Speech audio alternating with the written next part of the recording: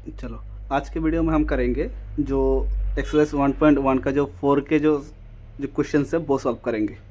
क्या है questions? Right the following sets in the set builder form. अच्छा, set builder form तो आपको याद ही है किस तरह थे। अगर मान लो कोई भी एक सेट है मेरे पास, अगर मैं इसको ऐसे लिख दूँ, x such that x is ये, तो ये क्या होता था? ये होता था सेट बिल्डर फॉर्म। ये कौन सी फॉर्म गिवन है हमें? ये गिवन है रोस्टर फॉर्म, और इसे हम किस में कन्वर्ट करेंगे? सेट बिल्डर फॉर्म में। बहुत आसान है, देखो क्या है ये 3, 6, 9, 12।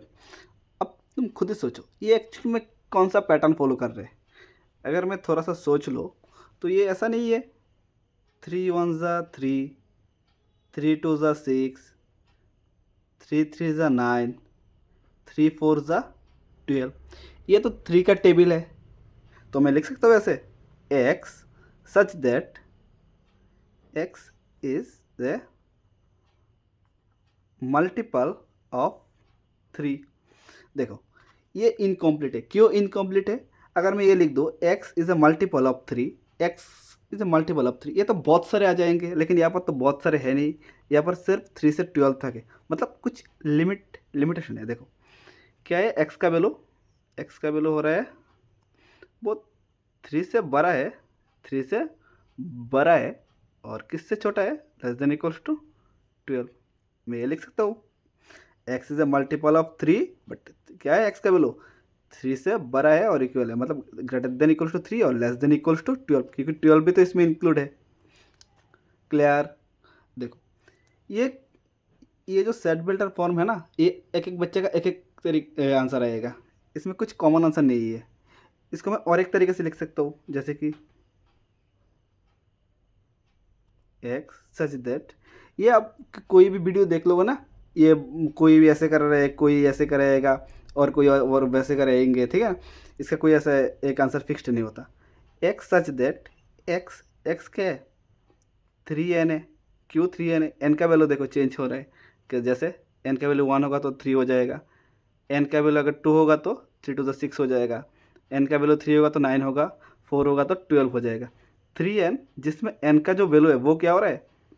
एन का value greater than equals to 1 हो रहा है, और लेस देन इक्वल्स टू क्या हो रहा है? 4 हो रहा है। और कोई बच्चा लिखेगा लेस देन 5, वो भी होगा लेस देन 5, मतलब तो 4 ही हो रहा है ना। और मैं ये भी लिख सकता हूँ लेस देन इक्वल्स टू 4, मतलब 4 से छोटा होगा और 4 के इक्वल भी होगा।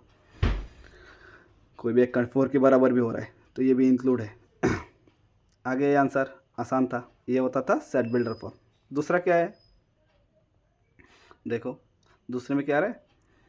अगर मैं इसका पैटर्न अच्छे तरीके से देखो तो एक्स सच दैट एक्स क्या है? ये 2 है, ये 4 है, ये 8 है, ये क्या 16 है, ये 32 है। कोई पैटर्न देखो क्या हो रहा है पैटर्न इसमें, सोचो। ये ऐसा नहीं है, देखो 2 की पावर 1 होगा तो 2 हो रहा है, 2 की पावर 2 हो गया 2 स्क्वायर तो ये 4 हो रहा है, 2 की पावर 3 हो गया तो मतलब ये 8 हो रहा है, 2 की पावर 4 हो गया तो ये 16 हो रहा है, 2 की पावर 5 हो गया तो ये 32 हो रहा है। तो एक्स तो ऐसे भी लिख सकता हूँ ना। देखो नीचे वाला जो है ये तो सेम ही हो गया, चेंज क्या हो रहा है? ऊपर वाला पावर चेंज हो रहा है, तो मतलब 2 का पावर n हो गया, और n क्या आ रहा है? ये n का वैल्यू क्या आ रहा है?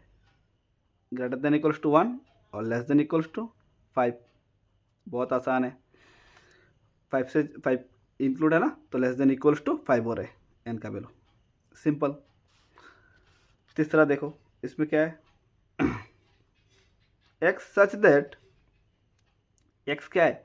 देखो इसका कोई पैटर्न देखो, अनलॉक कर पा रहे हो कि नहीं, कौन सा पैटर्न में आ रहा है ये?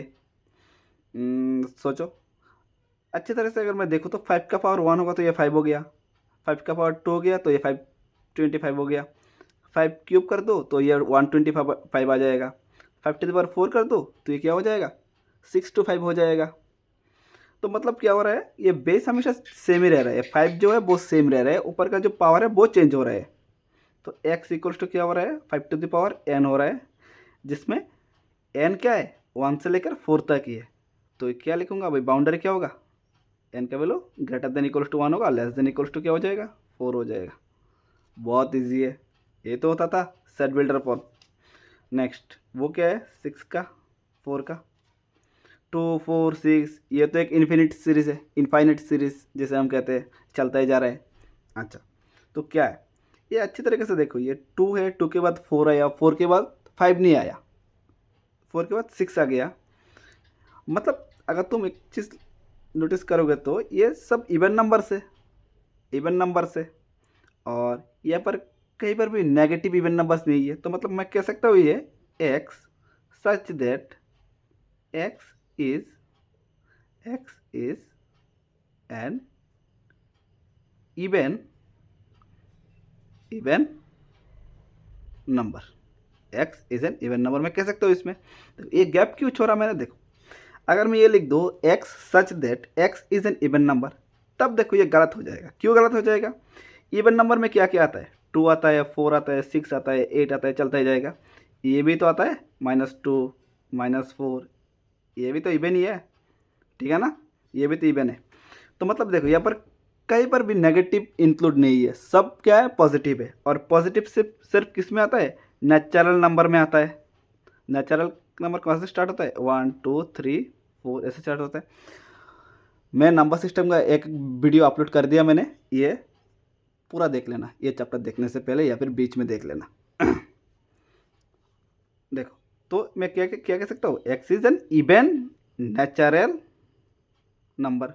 देखो इवन नंबर्स भी आ गया, और नेचुरल मैंने जब ये वर्ड मेंशन कर दिया तब सब पॉजिटिव इंक्लूड हो गया इसमें, इन्फिनिट तक चलता ही रहेगा, हो गया। चलो नेक्स्ट। नेक्स्ट में क्या है, 1 4 9 100।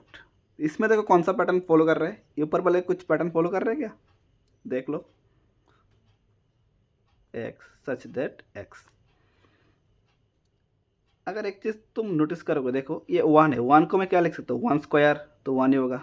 ये 4 मतलब क्या, 2 स्क्वायर। ये 9 मतलब क्या, 3 स्क्वायर। डॉट डॉट करके ये क्या हो जाएगा, 10 स्क्वायर में लिख सकता हूँ इसे। तो ऊपर वाले जो भी पावर्स है वो तो सेम ही हो गया, सेम ही है, ठीक है ना। नीचे का जो वो चेंज हो रहा है, तो मैं क्या लिखूँगा, x equals to n square. ऊपर तो फिक्स्ड है, नीचे का चेंज हो रहा है तो नीचे वाले को मैंने एन मान लिया। और ये है क्या, एन कहाँ से लेके कहाँ तक है, 1 से लेकर 10 तक है।